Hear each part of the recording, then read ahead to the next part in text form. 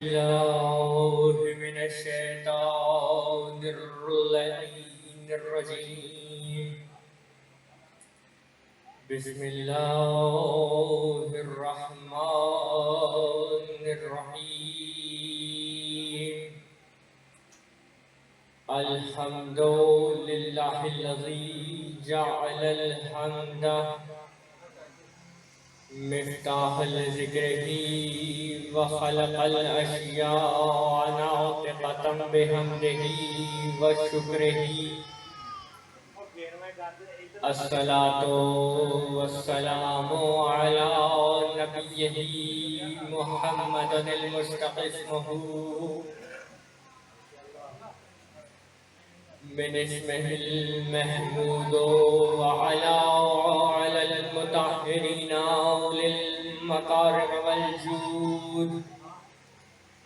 الحمد لله الذي هدانا لهذا وما كنا لنهتدي لولا أن هدانا الله. أما بعد فقد قال الله تبارك وتعالى في كتابه المحكم وخطابه المتقن وقوله أحسن. بسم الله الرحمن الرحيم. وَلَقَدْ كَرَّمْنَا بَنِي آدَمَ وَحَمَلْنَاهُمْ فِي الْبَرِّ وَالْبَحْرِ وَرَزَقْنَاهُمْ مِنَ الطَّيِّبَاتِ وَفَضَّلْنَاهُمْ عَلَى كَثِيرٍ مِّمَّنْ خَلَقْنَا تَفْضِيلًا. صلوات. اللهم صل على محمد وآل محمد. محمد وآل محمد بلند تر صلوات. اللهم صل على محمد وآل محمد. آغاز گفتگو سے پہلے جناب جمیل حسین صاحب کی ہمشیرہ و برادر اور والدین کی بلندی درجات کے لیے سورہ فاتحہ.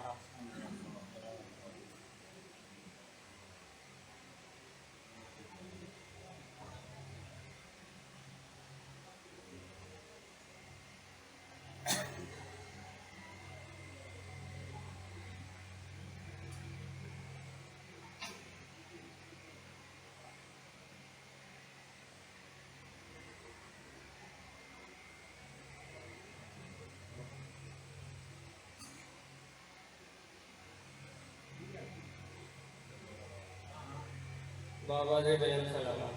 اللهم صل على محمد وآل محمد. عزیزان گرامی قدر، آپ کے سامنے سورہ بنی اسرائیل سے ایک آیہ مجیدہ کو تلاوت کرنے کا شرف حاصل کیا. ارشاد خداوندی ہو رہا ہے کہ بسم اللہ الرحمن الرحیم. وَلَقَدْ كَرَّمْنَا بَنِي آدَمَ، کہ ہم نے بنی آدم کو عزت بخشی. وَحَمَلْنَاهُمْ فِي الْبَرِّ وَالْبَحْرِ، اور اسے خشکی اور تری پر تصرف عطا کیا. وَرَزَقْنَاهُمْ مِنَ الطَّيِّبَاتِ، اور اسے کھانے کے لیے پاکیزہ رزق مہیا کیا. وَفَضَّلْنَاهُمْ عَلَى كَثِيرٍ مِّمَّنْ خَلَقْنَا تَفْضِيلًا، اور ہم نے جتنی مخلوق کو پیدا کیا اس تمام مخلوق پر ہم نے انسان کو فضیلت بخشی. اس آیہ مجیدہ میں عظمت انسانی کا اظہار کیا جا رہا ہے.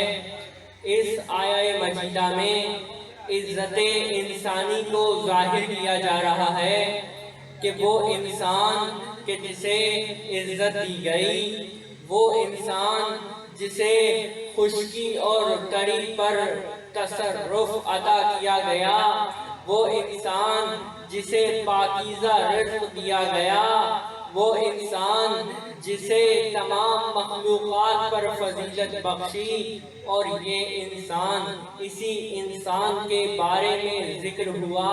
اللہ نے اپنی 4 قسمیں کھانے کے بعد سورہ 3 میں اللہ نے 4 مرتبہ قسمیں کھانے کے بعد فرمایا اس انسان کے بارے میں کہ لَقَدْ خَلَقْنَا الْإِنسَانَ فِي أَحْسَنِ تَقْوِيمٍ، کہ ہم نے انسان کو بہترین تقویم میں پیدا کیا۔ اور یہی انسان، اسی انسان کے بارے میں اللہ نے سورہ شمس میں 11 مرتبہ قسمیں کھانے کے بعد فرمایا کہ وَالنَّفْسٍ وَمَا سَوَّاهَا، اس نفس کی قسم اور اس کے بنانے والے کی قسم۔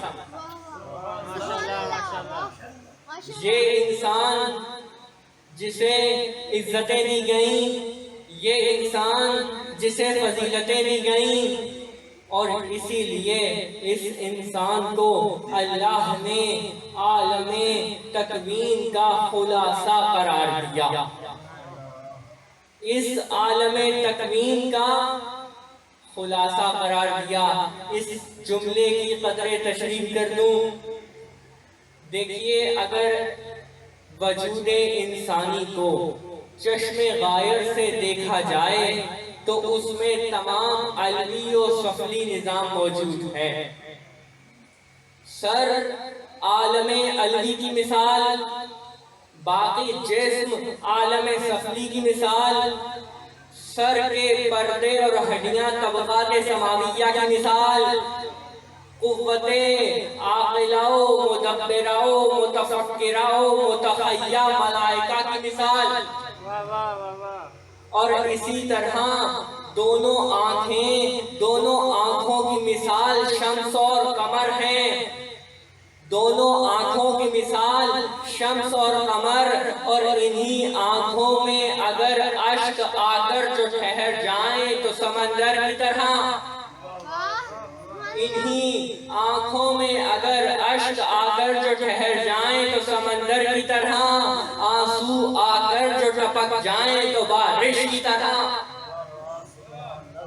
اس انسان کو عالم تکوین کا خلاصہ قرار دیا کہ اس انسان کے ہنسنے میں بجلی کے کڑکنے کی چمک کو رکھا، اور اسی انسان کے دماغ کو عرش خدا کی مثال قرار دیا تو دل کو کعبہ خدا کی مثال قرار دیا۔ تو عزیزان گرامی، یہ انسان عالم تکوین کا خلاصہ ہے۔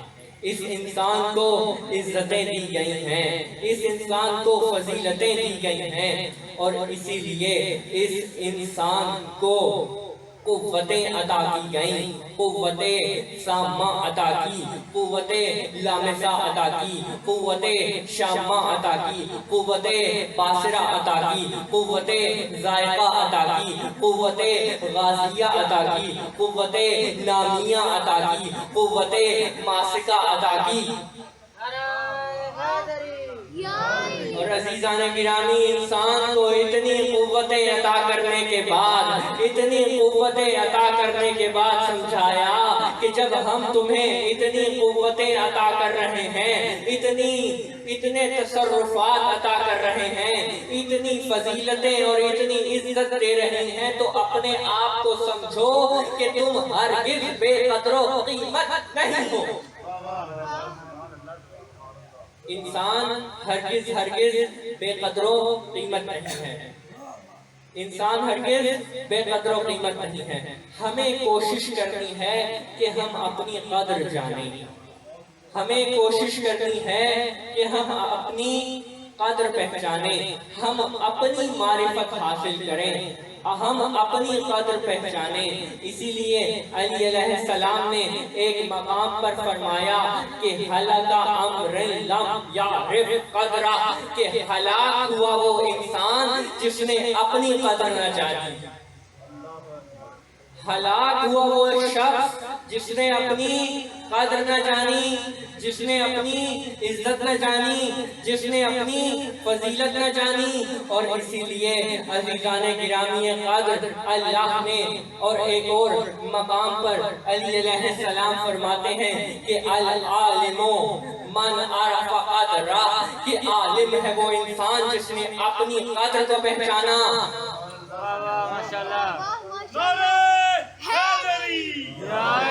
عالم ہے وہ انسان جس نے اپنی قدر کو جانا، جس نے اپنی قدر کو پہچانا، اور پھر ایک اور مقام پر فرمایا کہ وَاكْتَفَى بِالْمَرْءِ جَهْلًا أَنْ لَا يَعْرِفْ قَدْرَهُ، کہ انسان کی جہالت کے لیے کافی ہے کہ وہ اپنی قدر نہ جانے۔ جہالت انسانیہ کے لیے کافی ہے کہ وہ اپنی معرفت حاصل نہ کرے۔ اپنی معرفت حاصل کرنا کیوں ضروری؟ اپنی معرفت و اپنی قدر جاننا کیوں ضروری؟ کیونکہ علی علیہ السلام نے فرمایا کہ من عرف قدرہ فقد عرف ربہ، کہ جس نے اپنے نفس کو پہچان لیا اس نے رب کو پہچان لیا۔ تو لہذا اپنی معرفت حاصل کرنا انتہائی ضروری۔ تو ہماری قدر کیا ہے، ہماری قیمت کیا ہے، ہماری معرفت کی منزل کیا ہے، ہمیں اپنی قدر شناسی کرنی ہے تو ہماری قیمت کیا ہے، ہماری ارزش کیا ہے، ہمیں کیسے معلوم ہو کہ ہم اپنی قیمت کیسے معین کر سکتے ہیں، ہم اپنی قیمت کیسے طے کر سکتے ہیں۔ تو عزیزان گرامی، ہمیں خدا کی قسم ہمیں کبھی معلوم نہ ہوتا کہ ہماری ارزش کیا ہے، ہماری قیمت کیا ہے، اگر خطیب منبر سلونی بیان نہ کرتا، ہمیں معلوم نہ چلتا کہ ہماری قیمت کیا ہے، ہماری ارزش کیا ہے۔ تو علی علیہ السلام نے قیمت انسانی طے کرتے ہوئے، علی علیہ السلام نے ارزش انسانی بتاتے ہوئے، قدر انسانی بتاتے ہوئے فرمایا کہ قیمتو کل امرؤ اما یحسنو، کہ انسان کی قیمت یہ ہے، انسان کی قیمت اس کا وہ عمل ہے جو وہ بہترین طریقے سے انجام دے سکے۔ انسان کی قیمت کیا، انسان کی ارزش کیا، انسان کی قیمت و قدر کیا، وہ اس کا عمل، اور کون سا عمل، جو وہ بہترین طریقے سے انجام دے سکے۔ ہر وہ عمل نہیں بلکہ فقط وہی عمل جو وہ بہترین طریقے سے انجام دے سکے۔ تو ہمیں ایک علی علیہ السلام نے قانون بتا دیا کہ ہمیں اپنی قیمت طے کرنی ہے، ہمیں اپنی قدر جاننی ہے، تو ہمیں اپنے اندر وہ عمل دریافت کرنا ہوگا جو ہم اپنی بہترین طریقے سے انجام دے سکتے ہیں۔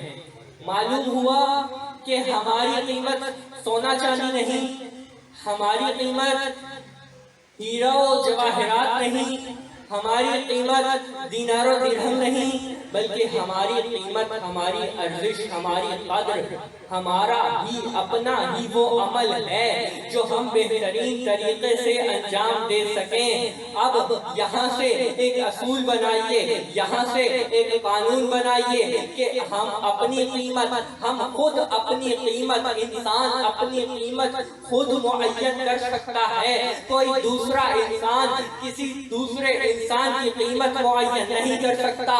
عزیزان گرامی سنیے کہ انسان اپنی قیمت، فقط اپنی قیمت خود معین کر سکتا ہے اور دوسرے کی معین نہیں کر سکتا۔ اور کسی کو مثالی کردار کے طور پر سامنے رکھنا ہو، آئیڈیل پرسنالٹی کے سامنے کسی کو رکھنا ہو، کسی کو دیکھ کر اپنی قیمت طے کرنی ہو کہ ہم اس کو مثالی کردار کے طور پر سامنے رکھیں، تو فقط اسی انسان کامل کو سامنے رکھیے گا کہ جس کی قیمت خدا نے لگائی تو اپنی مرضی دے کر۔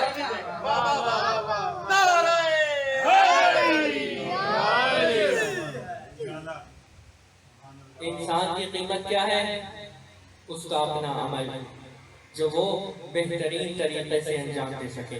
اور جب ہم نے ان کی سیرت کو سامنے رکھا، علی علیہ السلام کی کہ اسوہ حسنہ کو سامنے رکھا، ان کی سوانح حیات کو سامنے رکھا اور ان کے ہم محب ہو گئے، تو کیا ہوگا کہ جناب بہلول دریا کے کنارے گھروندے بنا رہے ہیں کہ بادشاہ کی سواری گزری اور دیکھا کہ بہلول مٹی سے کھیل رہے ہیں، مٹی کے گھروندے بنا رہے ہیں۔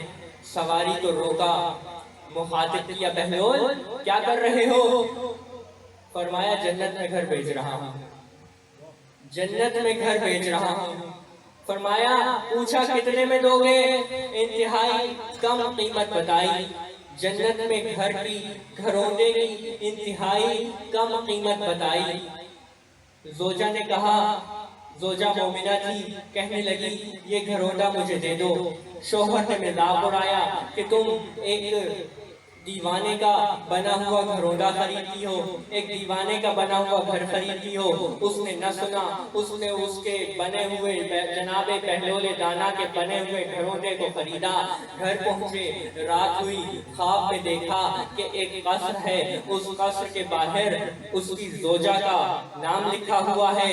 شہنشاہ وقت نے خواب دیکھا کہ قصر ہے، اس کے باہر اس کی زوجہ کا نام لکھا ہوا ہے۔ اندر جانا چاہا، دربان نے روک دیا، ادھر آنکھ کھلی، اگلے دن پھر وہیں سے گزرے تو جناب بہلول پھر گھروندے بنا رہے تھے۔ پوچھا کتنے کا دو گے؟ جناب بہلول نے بہت زیادہ قیمت بتائی۔